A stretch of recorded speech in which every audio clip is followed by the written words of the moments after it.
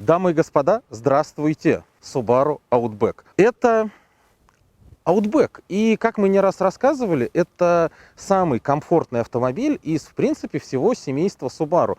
Да, окей, мы как бы не знаем, как ведет себя и насколько комфортен Subaru Accent, Accept, и я там субтитрами правильно подпишу, как он называется, но просто потому, что их в России, по-моему, нету, а те, которые есть, ну, скажем так, немного далековато за ними ехать, покататься.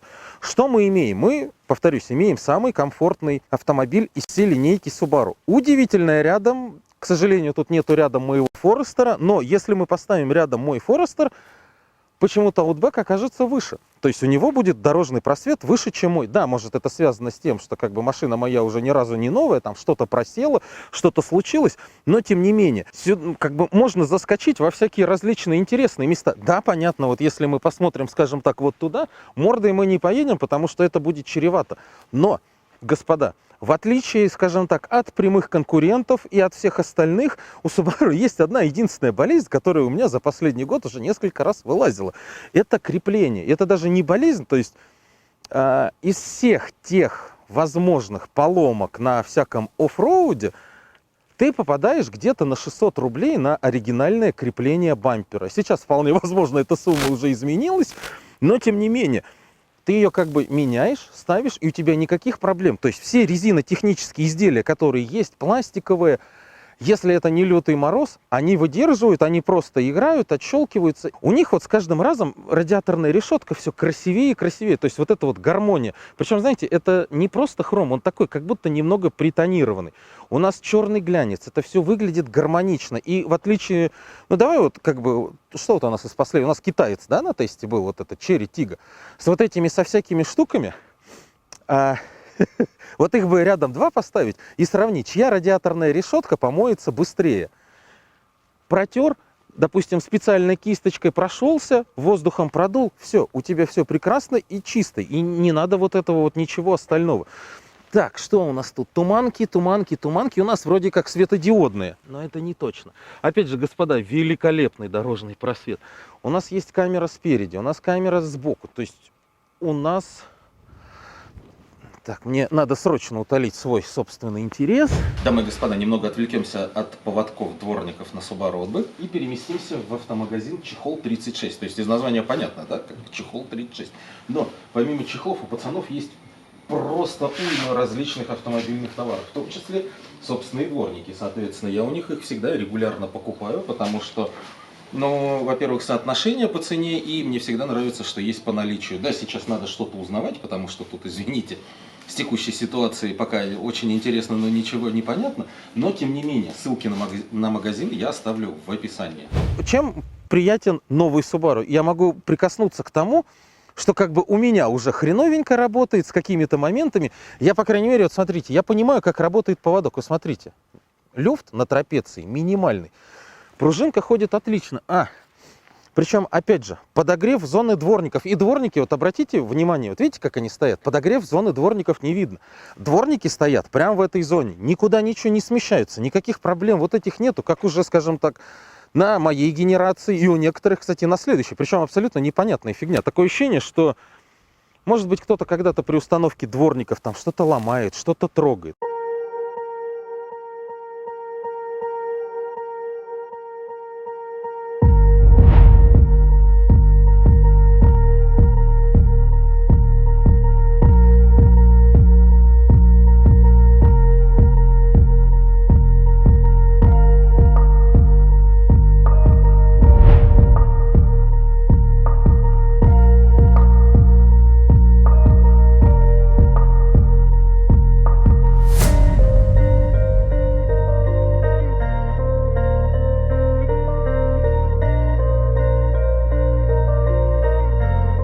У нас все тот же самый оппозитный мотор. Феноменально, никаких изменений в нем нету. То есть вот многие там что-то вот начинают рассказывать, да, там про какие-то отличия. Вся философия японцев, вне зависимости от бренда, от автомобиля, от техники, да блин, хоть от мебели, у них есть вот база, да, есть автомобиль, который хорошо себя показал, который хорошо себя зарекомендовал. Мотор, который себя хорошо показал. Да, как бы многие рассказывают, что у ФБ есть проблемы. А, Но почему-то многие умалчивают про ту тему, что они там по 20, по 30 тысяч наезжают на нем, газ в палас, вот это все, а потом у них возникают проблемы. Но вот какая-то странная политика. Так вот, у японцев это все гармонично. Мотор работает как надо. Здесь все настроено, все выставлено. Где компрессор кондиционера, где генератор. Никаких проблем. И не надо вот в чем вся суть вообще вот именно японской философии. Не лезь в работающий, в исправный механизм. Не придумывай каких-то там новых вещей. Не надо вот этого изобретать. Все, что могли изобрести, уже давно изобрели. Разве что тут со временем, я не знаю, будет какая-нибудь гибридная силовая установка или вообще, допустим, полностью электро. Пофантазируем, да, на эту тему. Все, не надо сюда больше ничего лазить. Большинство все равно, даже под капотом, вот я на это все дело смотрю, запчастей, они взаимозаменяемые с моим Форестером. А это, извините, третье поколение, это далекий старт продаж, там в 2007-2008 году это поколение только вышло. И тем не менее, даже наглядно, патрубок радиатора верхний мне подойдет, крышки подойдут, здесь что-то еще подойдет. И то есть тут как бы по мелочи это максимально удобно, потому что в условиях, когда этот уже автомобиль у тебя, он вышел давно там за гарантийный срок, ты можешь этот автомобиль спокойно чинить, ты не будешь испытывать никаких проблем. Кстати, вот все, что мне хотелось всегда посмотреть.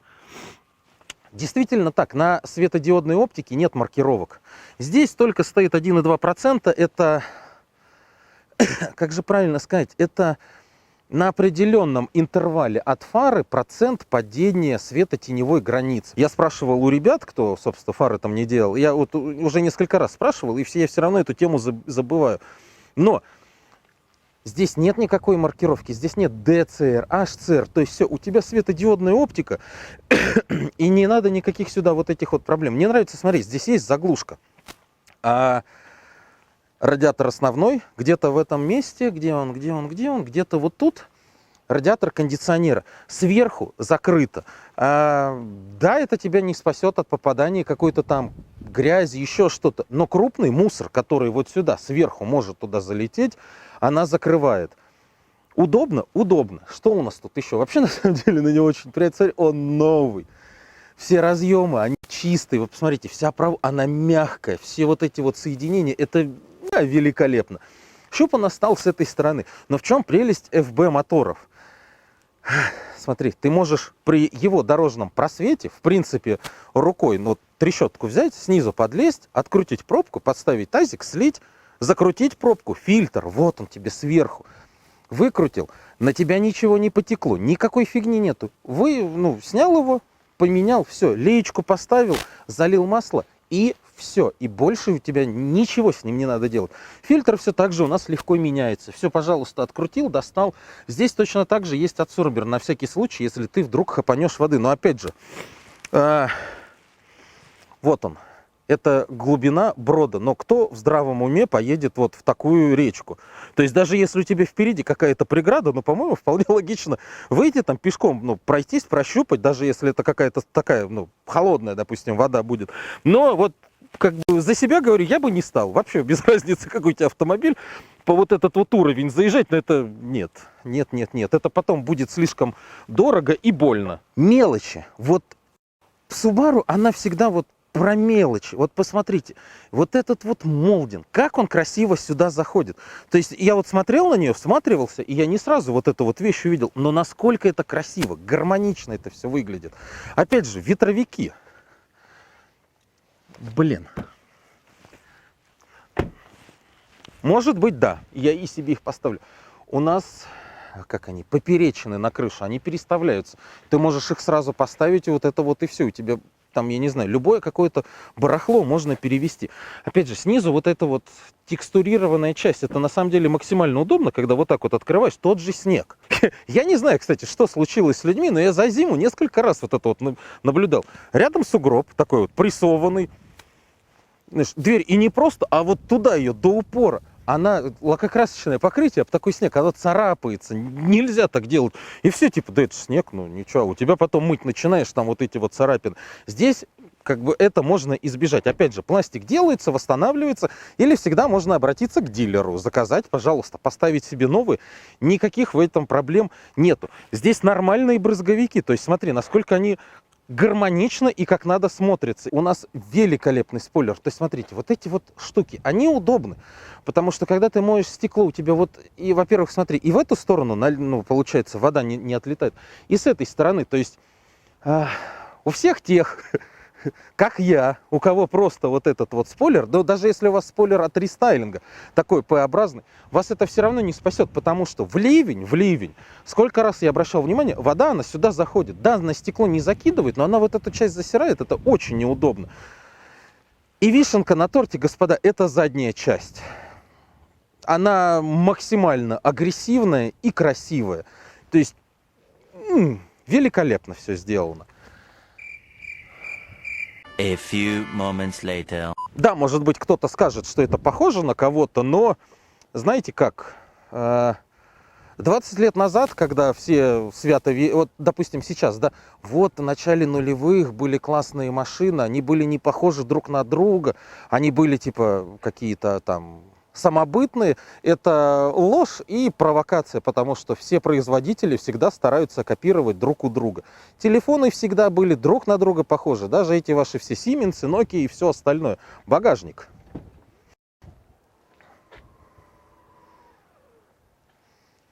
Да, сразу вот этот вот момент, господа, смотрите, полка. Я вот с пакетами, да, вот у меня тут 4 пакета. Мне вот сейчас вот это вот туда запихивать, ковырять очень неудобно. То есть я вот так вот раз, и она отъехала. Это гениальное решение. Закинул, и все, и никаких проблем. Смотрите, мы ее можем вообще полностью убрать. Ну, допустим, вот так мы тебя откинем. Задний ряд складывается. Есть. У нас есть крючочки, которые, смотри, вот просто ты нажимаешь, они вот так вот выкидываются. Скажем так, это не всегда удобно, но ты ставишь пакет сюда, то есть наклон делаешь, цепляешь, и у тебя барахло, у тебя там твоя картошка, фасоль и помидоры, они по всему багажнику не катаются. Отдельный момент, у нас здесь штатный сабвуфер. Здесь небольшой вот, знаете почему? А потому что вот была бы BMW, сейчас бы вот тут такая вставка была, куда бы можно было там и масло поставить побольше, там несколько литров, и антифриз, а вот эти Subaru сюда раз, и все. Под какую-нибудь мелочь, чтобы никаких проблем не возникало. И отдельный момент. Это погоди, это вот доп. Опция от дилера или это вообще в принципе с аксессуарами к автомобилю? Subaru услышали наши молитвы. Значит, лето, кальян, все дела, где-нибудь на набережной. Пожалуйста, ты сел и кайфуешь. Сел на телефон. Сейчас у нас... Нет, блин, экран еще цел, нормально, повезло. И ты вот просто сидишь, да, ты залез куда-то поглубже. Ну хорошо, допустим, это только под одного, ну и ради бога, один тут сел, второй там где-то рядом, но это максимально удобно. Ее можно отстегнуть, это моющийся материал, его можно помыть спокойно, он очень быстро высохнет, и у тебя, в принципе, не будет никаких проблем. Штука очень удобная. Давай посмотрим, что у нас снизу. Так, у нас тут коврик.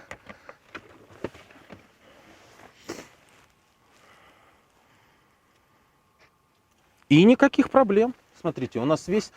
Пистоны. Вот за что люблю японцев. У них эти пистоны на всех кузовах, и у меня, и у следующих, и у предыдущих поколений. Отличная вещь. Все точно так же, знаешь, интуитивно, понятно. Вот, знаешь, вот многим, да, вот это вот не нравится. Типа вот у них одно и то же. Я повторюсь, а зачем делать вот что-то вот изобретать, если все уже проверено? И тем более, знаете, как субаристы, это вот... Та секта людей, которая с бухты-барахты эту машину один раз купила, а потом все остальные разы, они уже сознательно на это все подсаживаются и приходят. Плюс новых Subaru в том, что они идейные, но это идейное продолжение тех предыдущих Subaru. И ты когда берешь, у тебя вот, ну, нету такого резонанса, как с другими брендами. Когда ты покупаешь, у тебя тут вообще все сикость-накость произошло, и ты такой типа, ну, испанский стыд, а что делать? Нет, то есть все идеально и продолжает. Стелс в крыле. Отличная вещь. То есть он был на SF, на SG. И это я сейчас про Форестеры. У меня его перенесли под сиденье, но тем не менее, рано или поздно он в багажнике будет у меня там же. Так, смотрим. Закрыли. Ключ к себе в карман. Ключ, смотрите, господа, я кладу в карман. Вот мои руки. Я подхожу и как вот так. А, нет,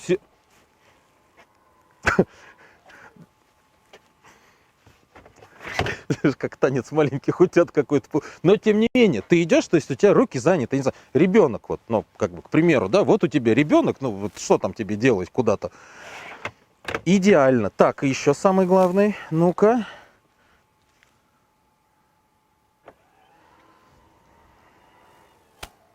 Сейчас я еще из салона специально проверю. Так, ну-ка.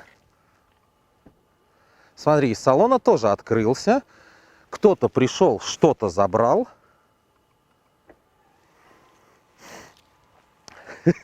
Передаем пламенный привет новому Volkswagen Touareg. Но ладно, пошли смотри, ладно. Давай вот еще раз. Многие разнуются, что здесь личинка, да, то есть все мы знаем там B6 и B7, то есть, ну, ладно, давай абстрагируемся от ВАГ-группы. От любого другого производителя у них здесь стоит заглушка. Якобы ты должен ты как-то должен вытащить личинку, всковырнуть заглушку, вставить ключ и провернуть. Но проблема в том, что некоторые производители делают пластиковые личинки. И я очень много отзывов читал, когда ты ломаешь свою пластиковую личинку и так и не попадаешь в автомобиль. Ну-ка. Вот. Она закрылась. Причем как офигенно работают зеркала, их практически не слышно. Надо что-то сделать, ну-ка, вот. Так, кстати, ты смотри, насколько шустро. Закрыли, ключ убрали. Ладно, давай даже отойдем. Еще раз подошли. То есть ладно, мы еще раз сделаем, чтобы никаких вопросов на тему предвзятости было. Нет, она все равно быстрее. А салон, дамы и господа, это просто какое-то великолепие.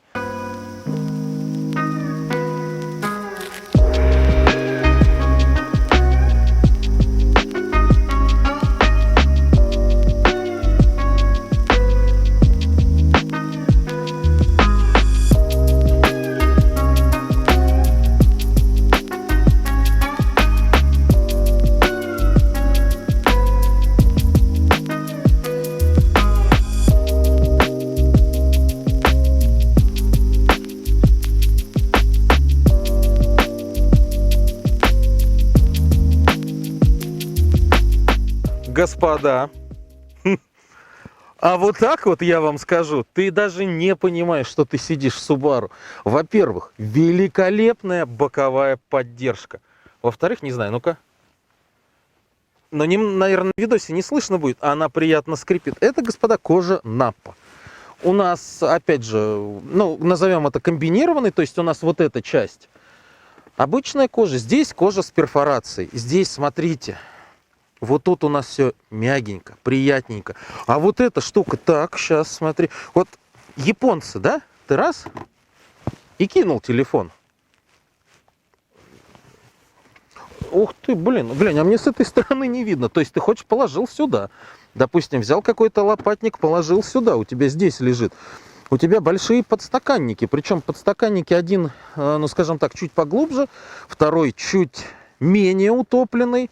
Но вот эта вот часть, смотри, тут вот, да, понятно, значит, это обшит грубый пластик, там под ним грубый пластик, но тактильно очень приятно. Вот здесь у нас все мягенькое, все такое нарядное. Руль тактильно тоже великолепен. И опять же, господа, подрулевые лепестки, подогрев руля. Тут очень много кнопок, короче, мне надо садиться и с инструкцией просто разбираться. Но вот она. Вот она, великолепная мультимедиа. Почему-то многим она не нравится. То есть, ну, типа, тут как-то вот неудобно. Я вот вам сейчас расскажу предысторию. Скажем так, мне надо вот в ближайшие дни сделать подарок человеку. Подарить головное устройство. Но проблема в том, что на рынке, какие головные устройства есть, они полностью сенсорные. Вот мы катались, помнишь, на Outlander? Короче, на текущем, скажем так, который есть, вот тут климат, 2 крутилки. Мультимедиа вся сенсорная. Мы пока ездили, я крутил себе климат, потому что тактильно нужна крутилка. И ты вот не получается в эти кнопки делать. Здесь основные вынесены, господа. Надо температуру вот здесь и сейчас подбавить. Окей. Громкость, все. И вот она, пожалуйста. Кнопка аварийки. Плюс здесь я не очень понимаю, это покрытие или это, может, уже защитная пленка, она матовая. Японцы знают, что, где, как и куда, потому что то самое место, в которое ты вот так вот будешь все время растыкивать, оно с матовым покрытием, на котором, подпечатки, я не вижу, они есть, да, но они так в глаза не бросаются, если бы это был глянец. Электроручник есть. У нас здесь 2 USB по 2,1 ампер. Причем, да, это полноценный нормальный USB. У нас выход на AUX до сих пор.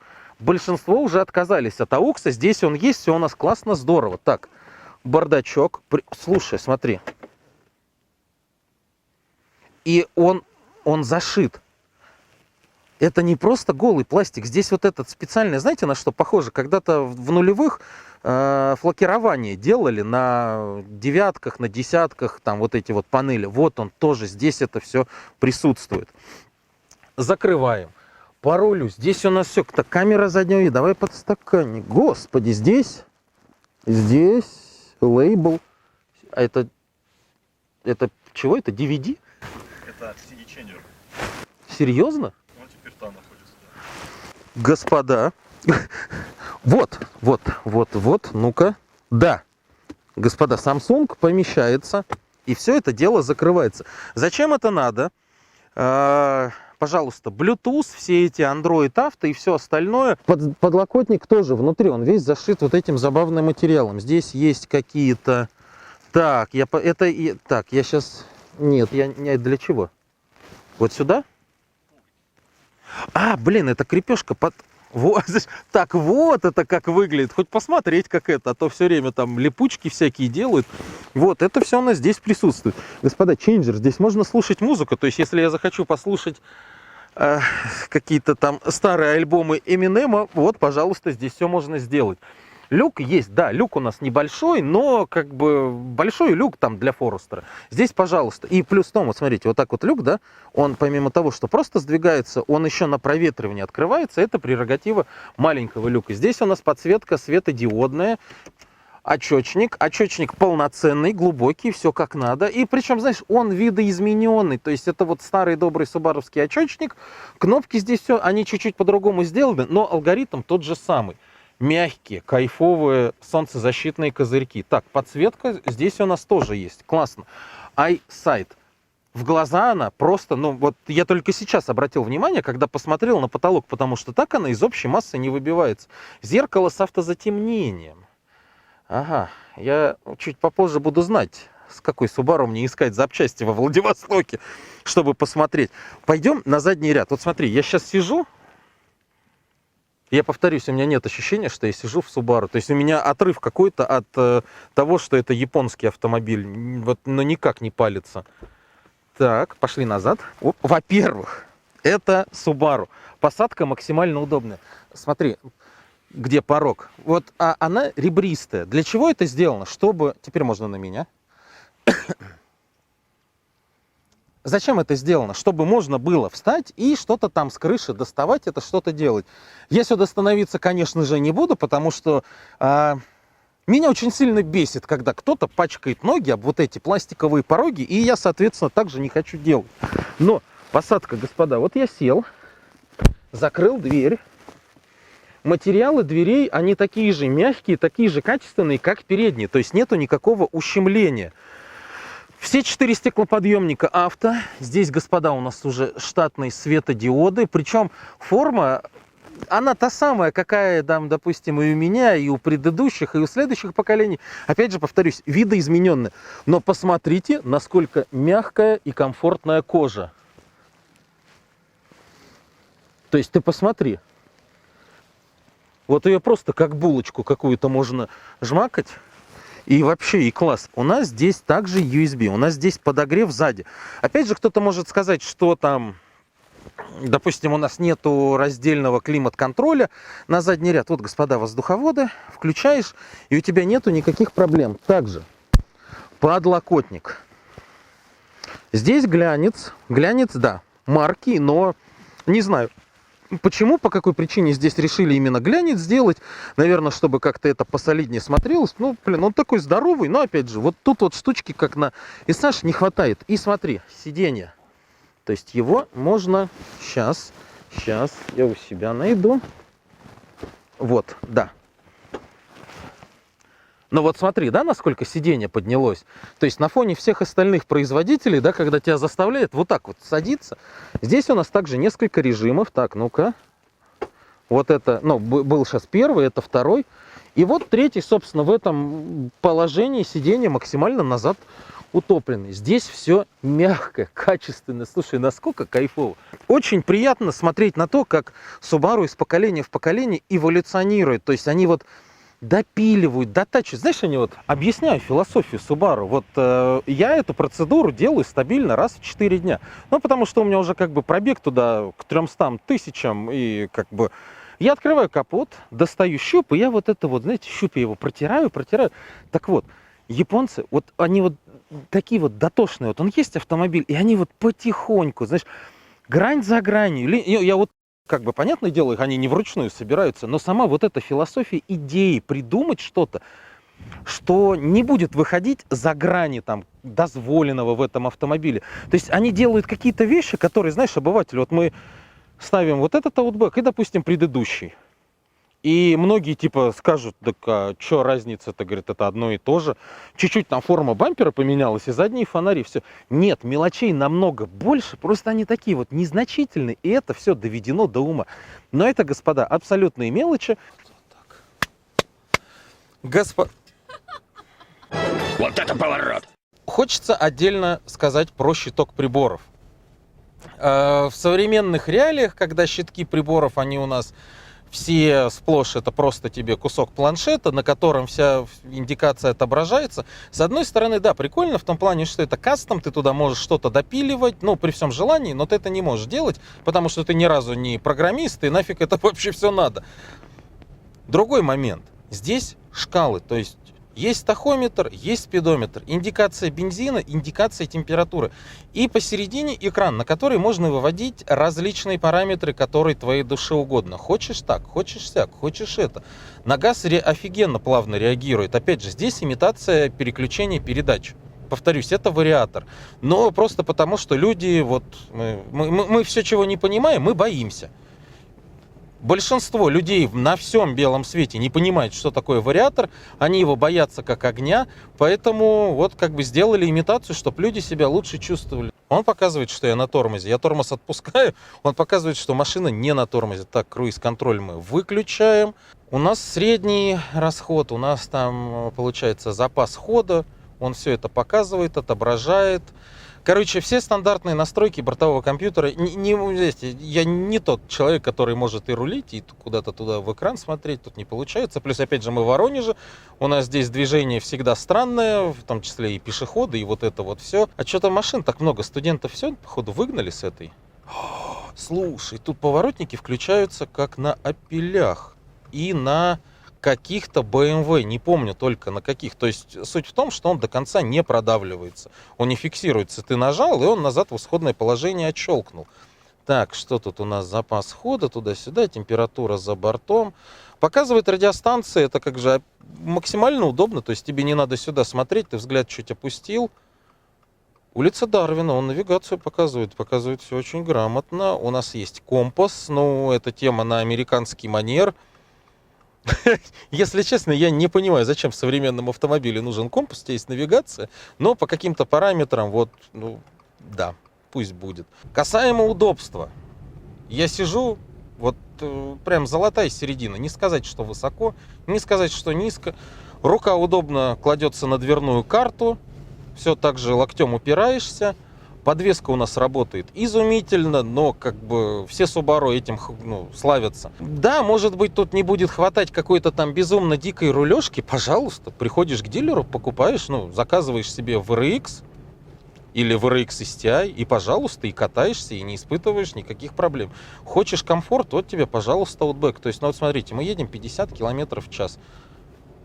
Она спокойно закладывает.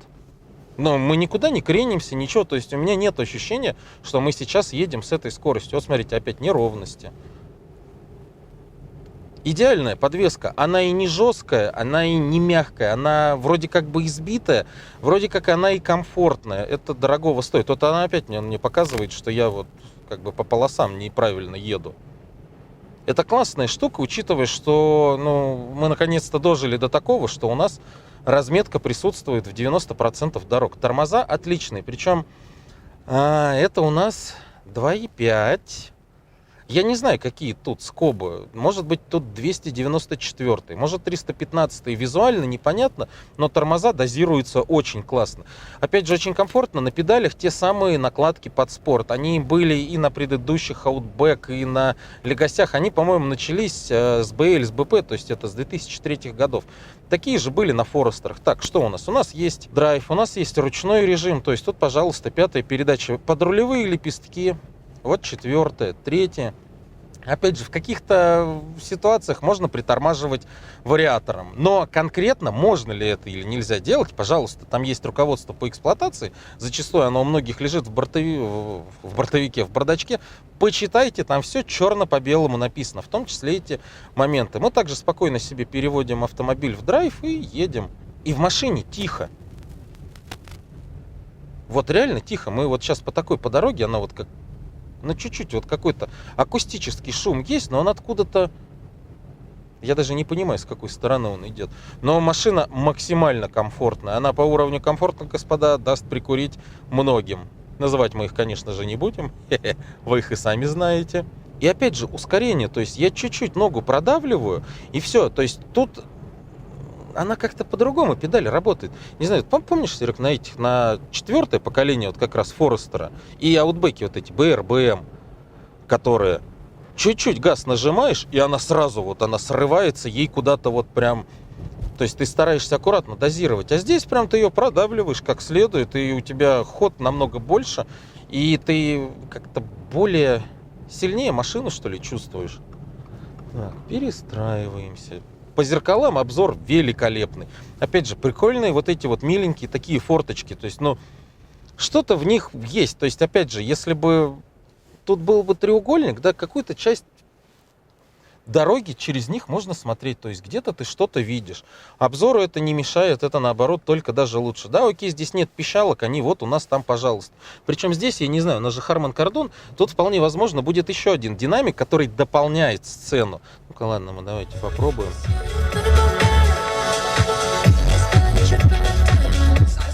Да, потому что звук у тебя идет именно вот он акустически правильный. Не только слева и справа, потому что процессор надо, вот это вот вся ла-ла, бла-бла. Вот это качество, слова по-другому звучат. Все остальное. И опять же, мне нравится значок на руле. Он такой вот градиентом сделан, очень красиво смотрится. Омыватели веерные, все как надо, никаких тебе вот этих вот проблем. Дворники все у нас классно, здорово трут. Да, многие сейчас скажут, в современном мире нет подогрева лобового стекла, бла-бла и тому подобное. Но он и не нужен. Здесь есть подогрев зоны комфорта дворников. Если у тебя дворники попадают на эти места, у тебя как бы в жизни все становится классно. Плюс опять контроль мертвых зон, то есть она мне показывает, что тут кто-то что-то где-то едет, поэтому будь предельно внимателен. И вот у нас опять же плохая дорога.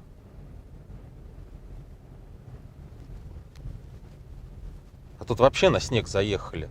Если надо ускориться, мы, пожалуйста, газ нажали. И она едет. Да, окей, тут, знаешь, не феноменальное какое-то ускорение. Да и, пожалуйста. Но она едет, и она едет весьма комфортно.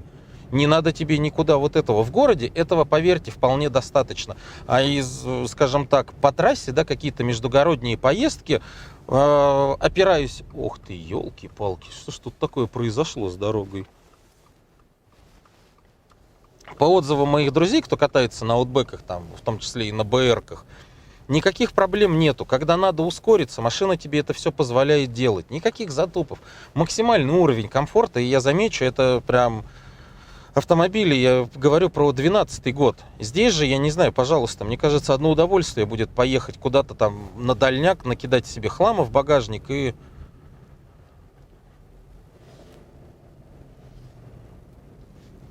Это Воронеж, вот. Чтобы вы понимали, это вот женщина на 11 ехала. Был бы это какой-нибудь Range Rover, нас бы еще бы обматерили и нам бы посигналили.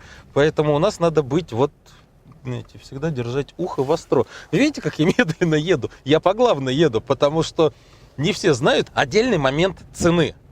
Я бог его знает, сколько он сейчас стоит, но, по-моему, если мне не изменяет память, в долларах у него цена такая же. Как вот он там был, да, по-моему, сколько он там? Короче, какую-то сумму он стоил, я там в комментариях потом под этот подпишу. В баксах он как бы стоил, так и остался. Тут как бы момент немного в другом. А самый главный, господа, плюс, это ремонтопригодность Subaru, потому что машина максимально комфортная. Комфортная в каком плане? В плане ремонта. То есть здесь все легко и просто. То есть ты приезжаешь к дилеру, я вот замена прокладок клапанных крышек, не ГБЦ, а клапанных, мотор вынимается, делается, при условии, что все запчасти в наличии, и назад собирается, господа, это за день. И самый главный плюс, вот я еду по плохой дороге, да, я куда захотел, туда поехал. Мне не надо переживать, что я сейчас где-то что-то зацеплю, где-то что-то сломаю, потому что она высокая, комфортная и надежная. Скажем так, действительно, в современных реалиях надежный автомобиль — это, скажем так, наверное, ключевой фактор. Ну, собственно, господа, как-то так. По цене, еще раз повторюсь, я вам ничего не скажу, потому что в долларах она как стоила, так и стоит. Во всем остальном Subaru — это, максимально надежный автомобиль. Отдельный момент, знаешь, ты посмотри, какая морда у Форестера. Насколько он злой, а. Прям, ой. Собственно, дамы и господа, как-то так. Я не знаю, что вам еще феноменального рассказать. Рассказать вам про объем багажника в сантиметрах, в литрах, дорожный просвет в сантиметрах, да, это можете, я не знаю, вон этих, смотреть папуасов, которые их там брали, и, знаешь, у них такое ощущение, что текст он просто под копирку записан. Я бы себе с удовольствием взял этот автомобиль, потому что, скажем так, я знаю, чего не знаете вы. Они максимально комфортные, приятные. А после того, как на нем кончится гарантийный срок, если тебе захочется вдруг там какие-то тюняшки, штучки, приколюшки, пожалуйста, Владивосток, Хабаровск, Уссурийск, там столько запчастей на этих автомобилях, что вы просто себе не представляете. И вы можете там, я не знаю, и турбо, и не турбо, и 3.6 на нем собрать, и там, я не знаю, перед 6 под, зад 4 под от стихи сюда поставить, коловер. Короче, здесь вот в плане тюнинга вот этого всего, это просто бесконечный автомобиль. Так что, дамы и господа, как-то так. Всем спасибо и пока.